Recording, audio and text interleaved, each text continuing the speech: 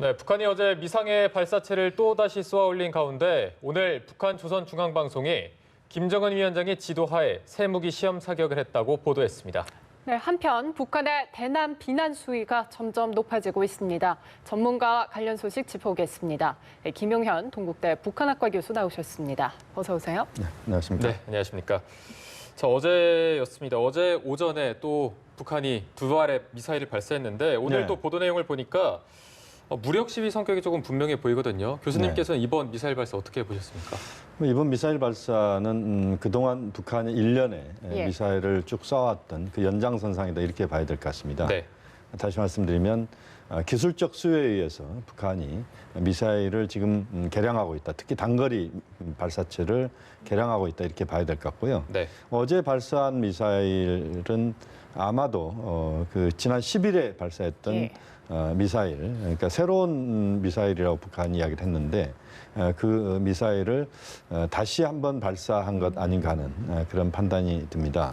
왜냐하면 이제 미사일의 재원이나 또는 사거리나 이런 것들이 거의 비슷하기 때문에 이제 그런 그 추론을 가능하게 하고요. 또 김정은 위원장이 직접 또 현지 지도를 했다는 것이 오늘 또 보도가 됐는데 그것도 계속 반복적으로 지금 이루어지고 있습니다. 그러니까 북한이 발사를 하면 그 다음 날 북한의 그 언론을 통해서 김정은 위원장의 현지 지도가 이루어졌다는 것이 계속 이어지고 있는 그런 패턴을 이번에도 여실히 보여줬다. 이 부분을 주목할 수 있을 것 같습니다. 네. 예, 말씀하신 것처럼 지난 10일 때와 마찬가지로 무기의 별도 명칭 등은 자세하게 언급하지 않았습니다. 그렇다면 이제 북한이 지난 10일에 발사한 이른바 북한판 ATACMS로 저고도로 또 발사한 것으로 판단한다 이런 목소리도 나오고 있는데 이 부분에 대해서는 어떻게 보세요? 그러니까 지금 앞서 보도도 있었습니다만 ATACMS라고 하는 게 우리가 보유하고 있는 지대지 단거리 미사일입니다.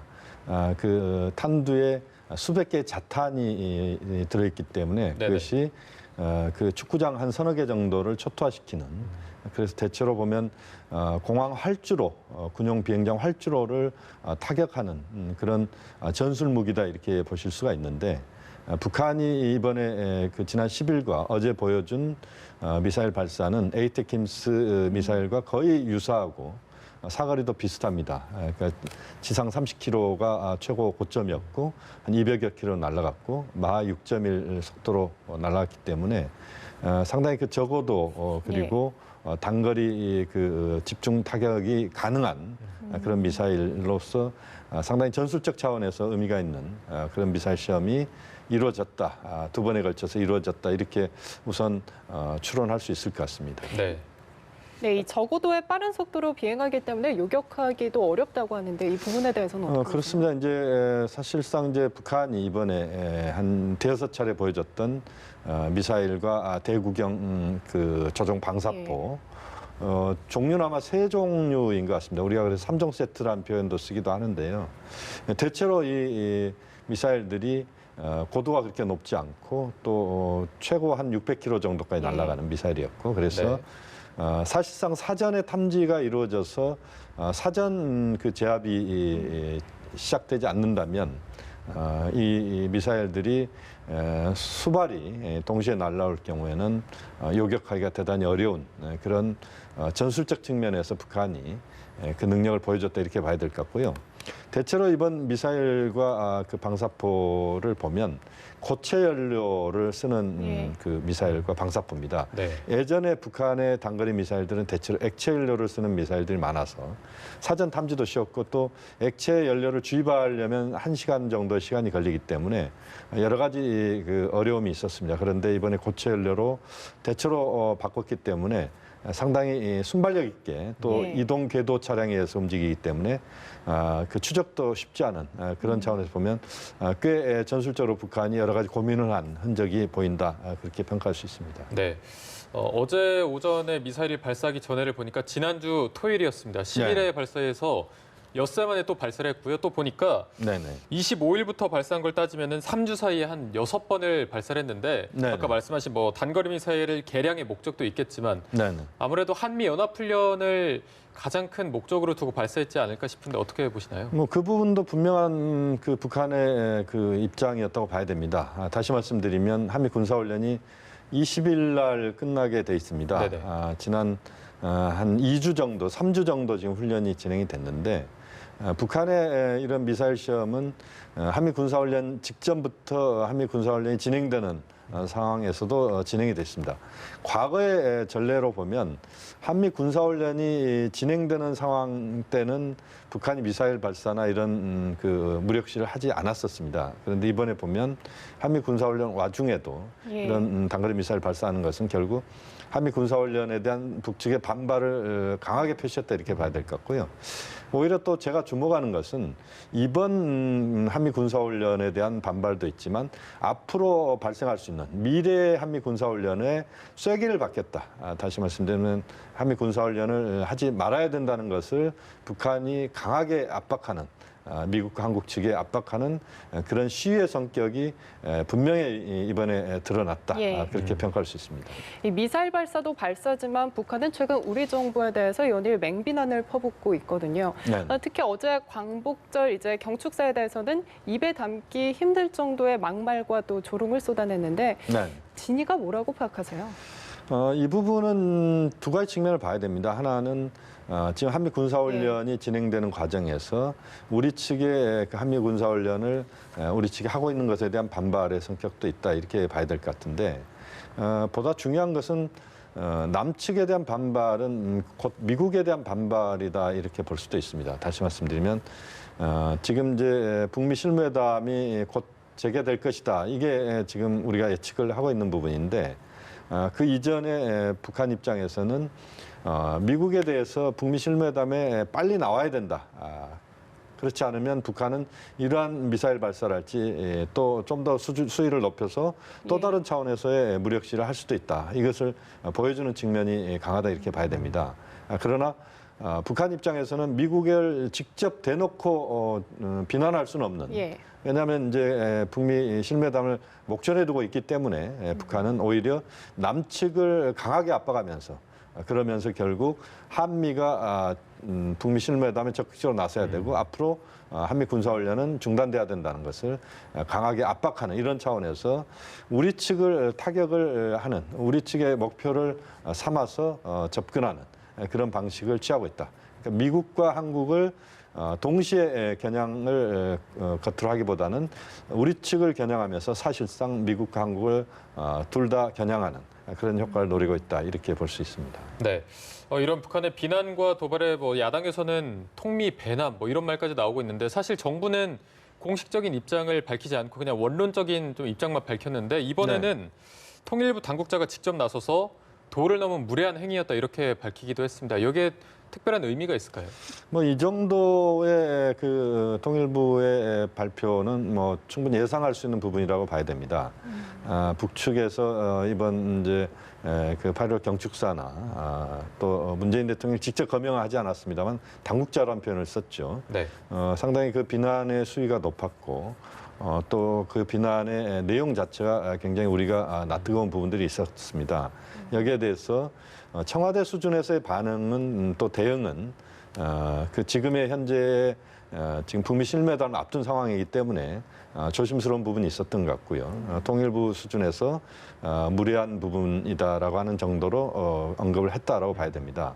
결국 우리 정부는 상당히 인내하고 있다 이렇게 봐야 되는데 모든 지금 기능과 그 집중되는 포커스는 결국 북미 실무회담이다 그렇게 봐야 됩니다. 그러니까 문재인 대통령께서도 광복절 경축사에서 상당히 그 절제되고 정제된 그런 표현들을 썼습니다. 북한에도 그렇게 썼고 일본 측에 대해서도 그렇게 썼습니다. 결국 그것은 북미 실무회담의 모든 역량들을 집중해야 되기 때문에 나머지 한일 갈등이랄지 여러 가지 부분들은 좀 더 지금은 그것을 수위를 낮추고 북미 실무회담의 성과가 나오면 나머지 부분들에서도 북미 실무회담 성과가 한일 갈등도 약화시킬 수 있고 또 남관계의 개선도 가능하다. 이런 차원의 상당히 그 전략적인 지금 인내를 하고 있는 그런 측면이 강하게 지금 부각되고 있다고 봐야 됩니다. 앞서 잠시 언급을 해주셨지만 현재 북한의 태도를 보면요. 남측에는 이제 거친 비난을 쏟아내면서도 미국 측에는 유화적인 제스처를 보내고 있거든요. 왜 굳이 이런 구도를 만들려고 하는 거라고 보세요? 역시 이제 북한 입장에서는 한미 군사훈련에 대한 반발은 안 할 수는 없습니다. 왜냐하면 북한 내부 정치적 수요도 분명히 있습니다. 북한 주민들에게 또 북한의 군인들에게 당원들에게 김정은 위원장은 이렇게 이야기했을 겁니다. 지금 북미 간의 그 정상회담이 이루어지고 여러 가지 회담이 이루어지고 있는 상황에서 우리가 핵실험도 하지 않고 또 그 ICBM급 미사일 발사도 하지 않는데 거기에 대해서 미국도 군사훈련을 한국 하지 않는다. 이렇게 이야기를 계속 해왔다고 봐야 됩니다. 그런데 이번에 보면은 한미 군사훈련이 진행되고 있고 여기에 대해서 북한 내부의 어떤 결속을 위해서 김정은 위원장은 반발을 할 수밖에 없다 이렇게 봐야 되는데 그러면서도 이제 미국 측에 대한 반발은 부담스러울 수밖에 없습니다. 예. 역시 현재로서는 이제 북미 실무회담의 성공이 북한에게도 매우 중요한 것이고 미국에게도 중요한 것입니다. 그래서 그 부분은 건드리지 않고 간다는 차원에서 남측에 대한 남측 때리기 이런 쪽으로 지금 북측이 방향을 좀 잡고 있다. 그렇게 평가가 가능하다 봅니다. 네. 지금 뭐 문재인 대통령의 심정이 굉장히 답답할 것 같습니다. 일본과의 관계도 그렇고 지금 북한도 우리와 어떤 대화를 하기보다 미국과 직접 좀 통하려고 하다 보니까 네네. 조금 어떤 식으로 풀어가야 할지 고심이 클 것 같은데 우리 정부가 취할 수 있는 입장이나 방법 같은 게 따로 있을까요? 뭐 지금 이제 우리 정부는 상당히 좀 고심을 할 거라고 봅니다. 지금 말씀하신 것처럼 한일 갈등이 지금 조금은 지금은 이제 좀 톤다운이 되고 있는 것 같은데요. 아직은 뭐 좀 더 시간이 걸리는 문제이고 북측에 이제 비난 공세가 있습니다만 이것은 아마 한미 군사훈련이 끝나면 북측의 비난 공세는 잦아들 걸로 보이고 북한의 단거리 미사일 발사체나 이것도 거의 저는 뭐 중지가 될 거라고 봅니다. 네. 거기까지가 이제 북한이 행동할 수 있는 마지노선은 아마 20일 정도까지일 가능성이 높다 이렇게 보여지는데 네. 그래서 아마 한 번 정도 북한이 미사일을 더 쏠 수도 있을 것 같습니다. 예. 그렇지만 이제 대체로 이제 이것들이 종결되는 시점이기 때문에 우리 정부로서 이제 가장 중요한 것은 현재 상황에 대한 안정적 관리가 매우 중요하다고 봅니다. 지금의 상황들을 우리가 침소봉대할 필요도 없는 것이고 예. 일희일비할 필요도 없다고 봅니다. 매우 신중하고 차분하게 접근해야 된다. 또 북한의 전술적 의도가 명확하게 드러난 행동들이 지금 나오고 있기 때문에 거기에 직접적으로 반응하기보다는 그것을 좀 더 우리가 좀 신중하게 그리고 북측에 대해서 지속적으로 그 현재 상황들에 대한 설명을 하고 또 한미 간에도 역시 마찬가지입니다. 충분한 설명 속에서 북미 실무회담의 성공을 모든 포인트를 거기에 맞추고 그 과정에서 한일 갈등도 관리를 하고 이런 노력들이 필요하다고 봐야 됩니다. 그래서 지금은 보다 중요하고 매우 중요한 것은 한미 간의 충분한 조율과 대화 그리고 남북관계 차원에서도 비공식 통로를 통해서 많은 그 우리 측의 설명과 대화가 이루어지면서 지금 상황을 관리하는 그러면서 현재 그 앞으로 발생할 수 있는 또 진행이 가능한 지금 북미 실무회담 대체로 이제 비건 대표가 곧 온다는 것은 결국 북미 실무회담으로 가는 흐름이라고 봐야 되기 때문에 네네. 그 흐름들을 얼마만큼 좀 순조롭게 안정적으로 만들어 가느냐 거기에 모든 우리 정부의 역량이 집중돼야 된다고 봅니다. 예, 충분한 조율과 대화가 필요한 시점이라고 하셨는데 방금 말씀하신 것처럼 한미 연합훈련이 종료되는 시점이죠. 이제 네네. 비건 대표가 20일에서 22일 우리나라를 방문합니다. 네네. 말씀하신 것처럼 북미 실무 협상이 어느 정도 전격 재개될 가능성에 대해서 있다고 보시는 거죠? 그 문제도 한번 우리가 봐야 되는데 지금 이제 비건 대표가 19일, 20일은 일본을 방문하고 20일부터 22일까지 2박 3일 동안 한국을 방문합니다. 이도 이제 평화교섭본부장도 만나고 뭐 여러 우리 측 인사들도 만납니다만 우리가 주목하는 것은 이제 판문점에서 전격적으로 북미 간의 실무 접촉이 이루어지느냐 하는 부분인데 뭐 이건 좀 더 지켜봐야 될 것 같은데 보다 우리가 한번 고민해야 될 부분들은 그동안 이제 북미가 비공식적인 수면 아래에서 얼마만큼의 접촉을 해왔냐라고 하는 겁니다. 접촉은 이루어졌을 거라고 보는데 그것이 어느 정도 좀 가닥을 잡아가느냐에 따라서 비건 대표가 전격적으로 북측에 최선희 부상 라인을 만날 가능성도 있다. 그 부분은 열려 있다고 봐야 될 것 같습니다. 네, 알겠습니다. 다음 주 비건 대표의 방안이 또 다른 분수령이 될지 한 번 더 지켜볼 필요가 있을 것 같습니다. 지금까지 김용현 동국대 북한학과 교수와 함께했습니다. 오늘 고맙습니다.